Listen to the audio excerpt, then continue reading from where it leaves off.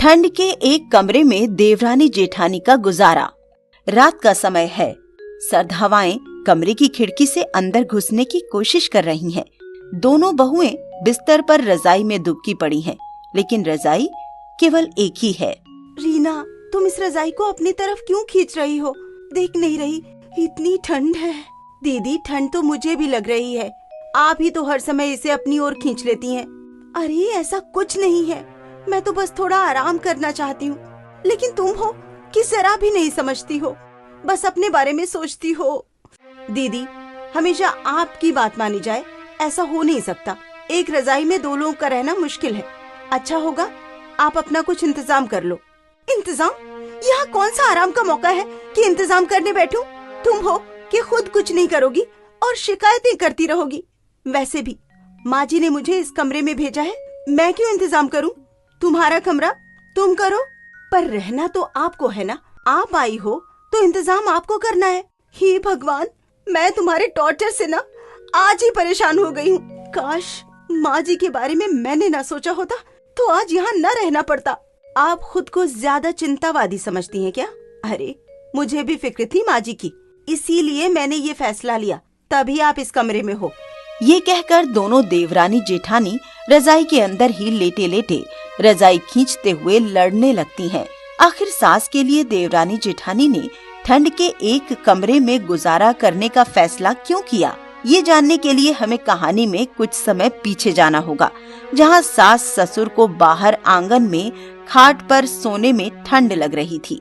अरे अब तो गर्मी चली गई, मुझे नहीं लगता अब हम ठंड में सो पाएंगे। अब तो कंबल भी काम नहीं आ रहा है।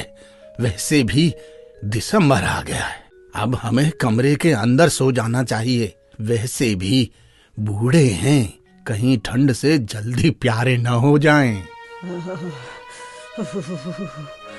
आप बिल्कुल ठीक कह रहे हो जी। अब तो मुझे भी कपकपी चढ़ रही है। चलो घर के अंदर सोते हैं, पर हमारे पास तो केवल 2 कमरे हैं, जिसमें एक बड़ा बेटा और बहू और दूसरे में छोटा बेटा बहू रह रहे हैं। कैसे करेंगे? सास ससुर की बात चारों बहू बेटे चौखट पर सुन लेते हैं। मुझे लगता है अब हमें माँ जी पापा जी को एक कमरा दे देना चाहिए। वो कब तक ऐसे बाहर रहेंगे हमारे लिए? हम चारों को एक कमरे में सो जाना चाहिए। वैसे दीदी, आप बिल्कुल ठीक कह रही हो। जब वो हमारे बारे में सोच रहे हैं तो हम भी तो उनके बारे में सोच सकते हैं ना। हाँ, इसलिए माँ जी पापा जी, आप हमारा एक कमरा ले लीजिए। हम देवरानी जेठानी एक ही कमरे में गुजारा कर लेते हैं। अरे बहू, अविनाश, विकास, तुम सब हमारी फिक्र मत करो। नहीं पिताजी, बल्कि आप हमारी फिक्र न करें। हम दोनों भाई एक कमरे के एक तरफ सो जाएंगे और ये दोनों देवरानी जेठानी दूसरी तरफ सो जाएंगी। हम सब एक साथ रह लेंगे। ऐसे ही ठंड का मौसम है, दिसंबर जनवरी फरवरी काटना मुश्किल हो जाता है। अब आप ज्यादा मत सोचिए। हाँ माँ जी, ठीक है बच्चों, ऐसा ही कर लेते हैं। रात के 11 बज रहे थे। बड़े बहू बेटे अपना सामान निकालकर छोटी बहू के कमरे में रख रहे होते हैं और सास ससुर एक कमरे में सो जाते हैं। जब जेठानी देवरानी का सामान हटाकर अलमारी में अपने कपड़े रख रही होती है तो देवरानी बोल पड़ती है। अरे दीदी, ये तुम क्या कर रही हो? ये मेरी जगह है कपड़े रखने की, आपने मुझसे पूछा। अरे इसमें पूछना क्या है? अब हम दोनों का भी ये कमरा है, हम कुछ भी कर सकते हैं। अच्छा, ऐसा कुछ नहीं है दीदी, ये मेरा कमरा है और आपको पूछना ही पड़ेगा हर चीज के लिए।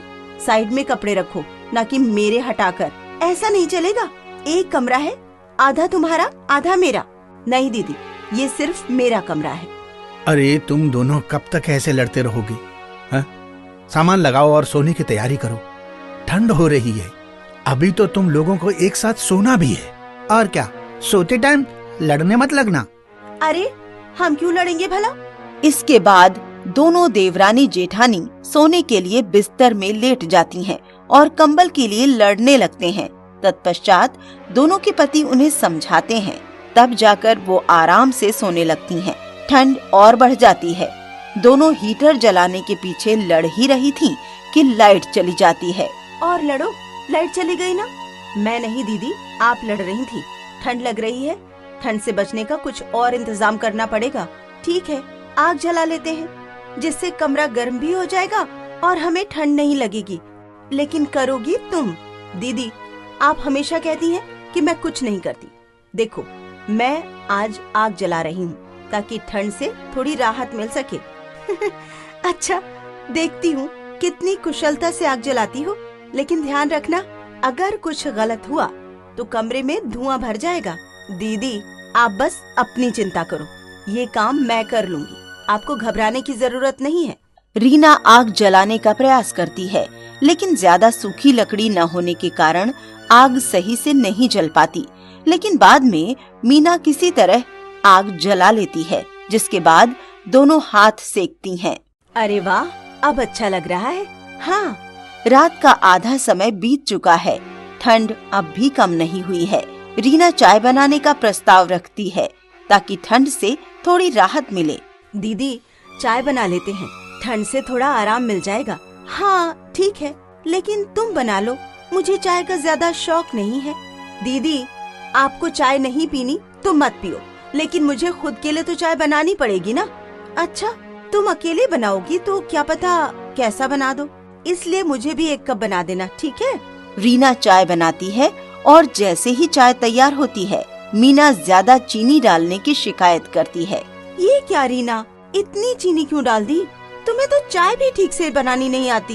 दीदी, इतनी ठंड में तो मीठा ही अच्छा लगता है ना, और वैसे भी कभी तो चाय की मिठास का मजा लो। दोनों के लड़ने पर सास ससुर के कमरे में आवाज जाती है। अरे बहू, तुम लोगों को कोई परेशानी हो रही है क्या? नहीं माँ जी, आप बिल्कुल फिक्र मत कीजिए, हम सब आराम से सो रहे हैं। ठीक है। देखा, आप दोनों के चक्कर में हमारी नींद भी खुल गई और माँ पिताजी की भी। अब शांत होकर सो जाइए। विकास की बात सुन दोनों चाय पीकर आराम से सो जाती हैं। उनके रजाई के लड़ने की खींचातानी यूं ही ठंड के कारण चलती रहती है। साथ ही एक कमरे में रहना, खाना पीना, आराम करने में भी उनकी नोक-झोंक होती थी। एक दोपहर में जेठानी कपड़े धोकर आती है तो हीटर से हाथ तापने की कोशिश करती है। वहीं देवरानी भी ठंडे पानी से बर्तन धोकर कांपते हुए आती है। मुझे बहुत ठंड लग रही है।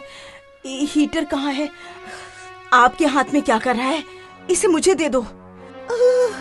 मुझे बहुत ठंड लग रही है, मैंने इसे पहले लिया है। मैं तुम्हें नहीं दूंगी, तुम्हें तो बस अपनी ही चिंता रहती है। परिवार में सबके साथ रहना सीखो।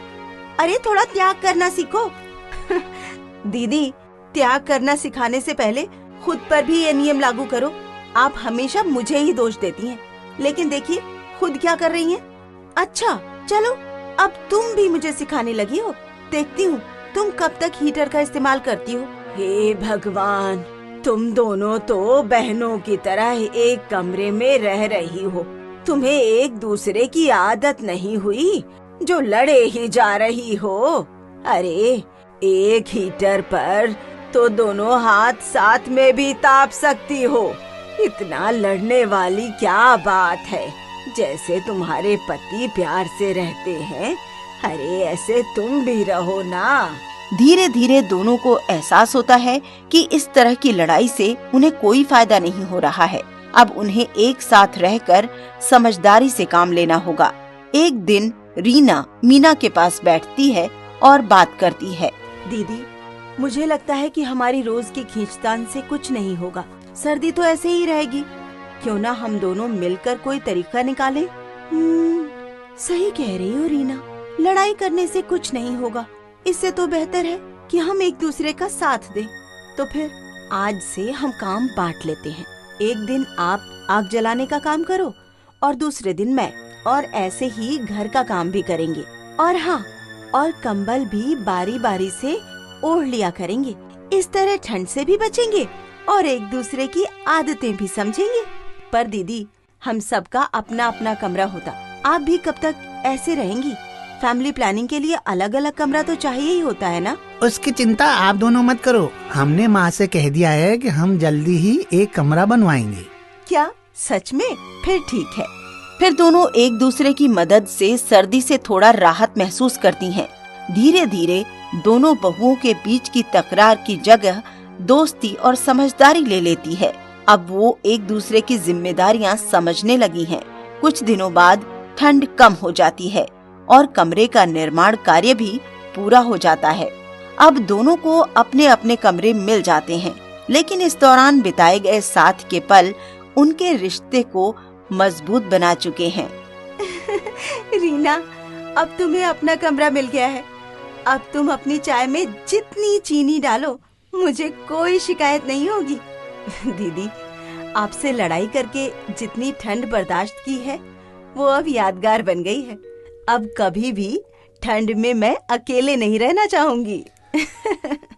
दर्शकों, एक ही कमरे में ठंड के कारण मजबूरन एक साथ रहने वाली देवरानी और जेठानी ने अपने संघर्षों से बहुत कुछ सीखा। उनकी तकरार के बावजूद एक दूसरे की मदद करते हुए वो समझ गईं कि परिवार में एकता और सहानुभूति ही असली ताकत होती है।